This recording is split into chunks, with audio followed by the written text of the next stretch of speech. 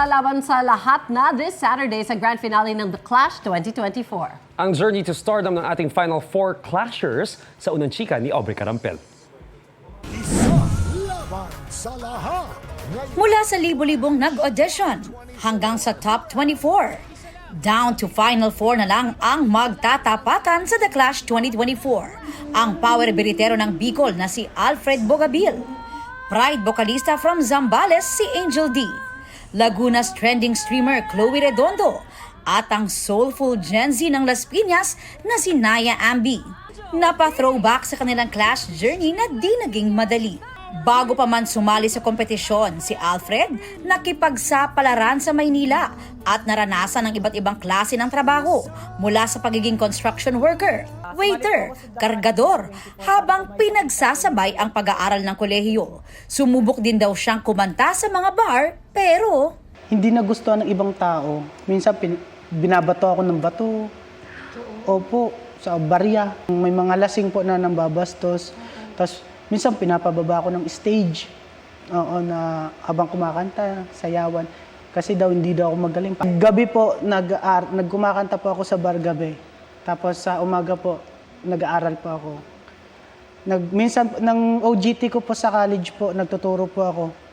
Sa ilalim po ng lamesa ako lagi natutulog kapag break time. Tapos gigising po ako kasi magtuturo na naman sa mga estudyante. kaya kung may kanta raw siya para i-describe ang kanyang life journey. Liparin mo ang hangganan ng langit. Iba naman ang naging karanasan ni Angel D na proud member ng LGBTQIA community. Noong una, nahirapan daw siyang mag-out lalo na sa kanyang pamilya. Masakit po sa akin yun, lalo na kung nagaling sa sarili mong pamilya. At yun po yung naging challenge sa akin para mas maging matibay po ako ngayon. But now, unti-unti na ba nilang natatanggap? Yes po.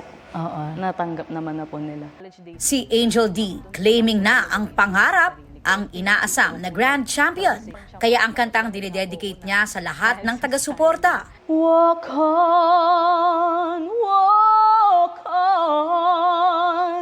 with hope, hope in your heart. Si Chloe naman ilang beses na raw sumubok sa mga singing competition at kahit minsan ang nabigo at natanggal sa competition.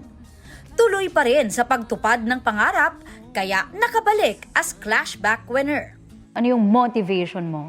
Yung motivation ko po talaga yung family ko kasi ever since sila po talaga yung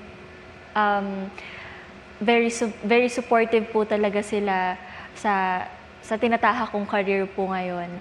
Ang kanta raw niya para sa sarili. Sa isang pangarap, ako'y naniniwala.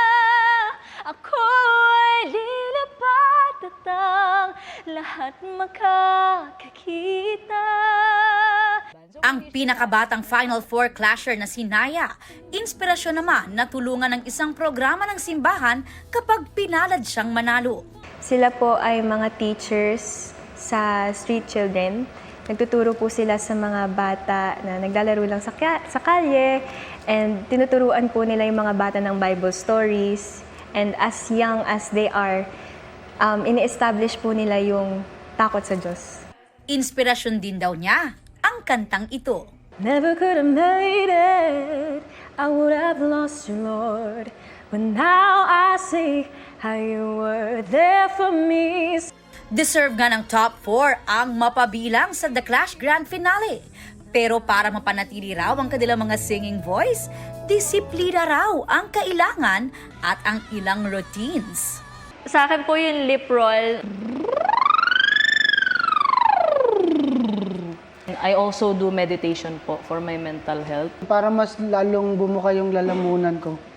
Hindi ko alam kung ano sa inyo, pero ganun talaga po ako. Kakain po talaga ako, tapos iinom ng tubig, tapos lagi talagang may tubig. Tulog po. Tulog talaga. Kasi parang pag kompleto yung tulog mo, kompleto din yung hangin na lumalabas sa'yo. So, yun po.